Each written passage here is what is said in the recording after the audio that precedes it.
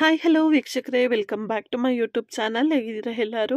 I hope ಎಲ್ಲರೂ ಕೂಡ ಚೆನ್ನಾಗಿದ್ದೀರಾ ಅಂತ ಅನ್ಕೊಳ್ತಾ ಇವತ್ತಿನ ವಿಡಿಯೋನ ಶುರು ಮಾಡ್ತಾ ಇದ್ದೀನಿ.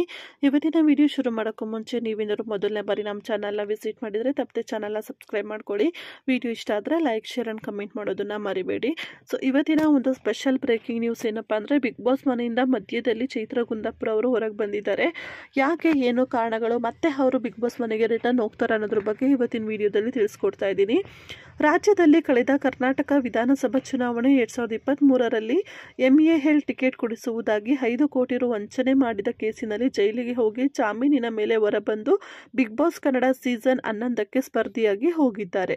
ಆದರೆ ಇದೀಗ ಟಿಕೆಟ್ ವಂಚನೆ ಕೇಸಿನಲ್ಲಿ ಕೋರ್ಟ್ ಕೇಸಿನ ವಿಚಾರಣೆಗೆ ಚೈತ್ರ ಕುಂದಾಪುರ ಅವರು ಹೊರಗೆ ಬಂದಿದ್ದಾರೆ.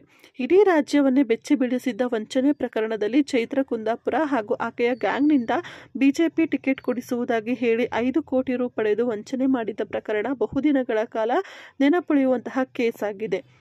ಬೈಂದೂರಿನ ಉದ್ಯಮಿ ಗೋವಿಂದ ಬಾಬು ಪೂಜಾರಿಗೆ ಬಿಜೆಪಿ MLA ಟಿಕೆಟ್ ಕೊಡಿಸುವುದಾಗಿ ನಂಬಿಸಿ 5 ಕೋಟಿ ರು ಪಡೆದು ವಂಚಿಸಿದ ಕೇಸಿನಲ್ಲಿ ಜೈಲು ಸೇರಿದ್ರು.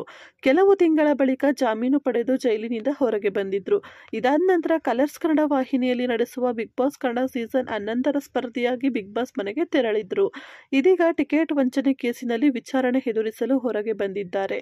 ಇಂದು ಕೋರ್ಟ್ಗೆ ಹಾಜರಾದ ಬಿಗ್ ಬಾಸ್ ಸ್ಪರ್ಧಿ ಚೈತ್ರ ಕುಂದಾಪುರ ಅವರು ವಿಚಾರಣೆಯನ್ನ ಎದುರಿಸಿದ್ದಾರೆ. ಚೈತ್ರ ಕುಂದಾಪುರ್, ಶ್ರೀಕಾಂತ್ ಹಿರೇಹಡಗಲಿಯ ಹಲಸ್ವಾಮಿ ಮಠದ ಸ್ವಾಮೀಜಿ ಸೇರಿದಂತೆ 3 ಆರೋಪಿಗಳು ವಂಚನೆ ಮಾಡಿದ್ದರು. ಈ ಪೈಕಿ ಇಂದು ಚೈತ್ರ ಕುಂದಾಪುರ್ ಸೇರಿದಂತೆ 3 ಆರೋಪಿಗಳು ಕೋರ್ಟ್ಗೆ ಹಾಜರಾಗಿದ್ದರು. ಇನ್ನು ಕೋರ್ಟ್ಗೆ ಹಾಜರಾಗಲೇಬೇಕು ಎಂಬ ವಾರೆಂಟ್ ಹಿನ್ನೆಲೆಯಲ್ಲಿ ಬಿಗ್ ಬಾಸ್ ಮನೆಯಿಂದ ಚೈತ್ರ ಕುಂದಾಪುರ ಅವರು ನೇರವಾಗಿ ಕೋರ್ಟ್ ವಿಚಾರಣೆಗೆ ಹಾಜರಾಗಿದ್ರು. ಚೈತ್ರ ಕುಂದಾಪುರ ಅವರು ನೇರವಾಗಿ ಬಿಗ್ ಬಾಸ್ ಮನೆಯಿಂದ ಬಿಗ್ ಬಾಸ್ ರಿಯಾಲಿಟಿ ಶೋನ ಕಾರಿನಲ್ಲೇನೆ ಬೆಂಗಳೂರಿನ 1ನೇ APMM ಕೋರ್ಟ್ಗೆ ಬಂದು ನ್ಯಾಯಾಧೀಶರ ಮುಂದೆ ಹಾಜರಾಗಿದ್ದರು. ಈ ವೇಳೆ ವಾರೆಂಟ್ ರೀಕಾಲ್ ಮಾಡಿಸಿಕೊಂಡಿದ್ದಾರೆ. ಇದಾದ ನಂತರ ಚೈತ್ರ ಅವರ ವಿಚಾರಣೆಯನ್ನು ಕೋರ್ಟ್ನಿಂದ ಜನವರಿ 13ಕ್ಕೆ ಮುಂದೂಡಿಕೆ ಮಾಡಲಾಗಿದೆ. ಈಗಾಗಲೇ ಬಿಗ್ ಬಾಸ್ ಮನೆಯಲ್ಲಿ 64 ದಿನಗಳನ್ನು ಕಳೆದಿರುವ ಚೈತ್ರ ಅವರು ಇನ್ನು 36 ದಿನಗಳನ್ನು ಕಳೆದರೆ ಬಿಗ್ ಬಾಸ್ ರಿಯಾಲಿಟಿ ಶೋ 100 ದಿನಗಳನ್ನು ಪೂರೈಸಲಿದ್ದಾರೆ. ಹೀಗಾಗಿ ಮುಂದಿನ ವಿಚಾರಣೆ ವೇಳೆಗೆ ಬಿಗ್ ಬಾಸ್ ಮನೆಯಿಂದ ಚೈತ್ರ ಕುಂದಾಪುರ್ ಹೊರಗಿರುತ್ತಾರೆ. ಈ ಹಿಂದೆ ಬಿಗ್ ಬಾಸ್ ಮನೆಯಲ್ಲಿ ಅರೆಸ್ಟ್ ಆಗಿ ಜೈಲು ಸೇರಿದ್ದ ವರ್ತೂರ್ ಸಂತೋಷ್ ಜೈಲಿಂದ ಬಿಡುಗಡೆ ಬಳಿಕ ಮತ್ತೆ ಬಿಗ್ ಬಾಸ್ ಮನೆಗೆ ಹೋಗಿದ್ದರು. ಇದೀಗ ವಾರೆಂಟ್ ಜಾರಿ ಹಿನ್ನೆಲೆ ಬಿಗ್ ಬಾಸ್ ಮನೆಯಿಂದ ಹೊರ ಬಂದಿರೋ ಚೈತ್ರ ಅವರು ಮನೆಗೆ ಹೋಗಿ ಬರ್ತಾರಾ ಎಂಬ ಅನುಮಾನ ಬರುವುದು ಸಹಜ. ಆದರೆ ಇದೀಗ ಬಿಗ್ ಬಾಸ್ ಕಾರಿನಲ್ಲಿಯೇ ನೇರವಾಗಿ ಕೋರ್ಟ್ಗೆ ಬಂದಿರುವ ಚೈತ್ರ ಅವರನ್ನು ಯಾರ ಸಂಪರ್ಕಕ್ಕೂ ಸಿಗದಂತೆ ಕಾಪಾಡಲಾಗಿದೆ.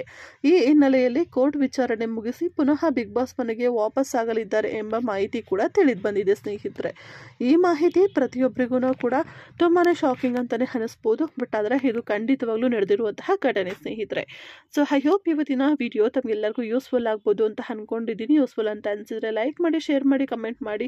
ಹಾಗೆ ತಪ್ಪದೆ ನಮ್ಮ ಯೂಟ್ಯೂಬ್ ಚಾನಲ್ನ ಸಬ್ಸ್ಕ್ರೈಬ್ ಮಾಡಿಕೊಂಡು ಸಪೋರ್ಟ್ ಮಾಡಿ ಸ್ನೇಹಿತರೆ. ಮತ್ತೆ ಮುಂದಿನ ವಿಡಿಯೋದಲ್ಲಿ ಒಂದೊಳ್ಳೆ ಇನ್ಫಾರ್ಮೇಷನ್ ಜೊತೆ ತಮ್ಮೊಂದಿಗೆ ಭೇಟಿ ಮಾಡ್ತೀನಿ. Thank you so much for watching. Take care. Bye.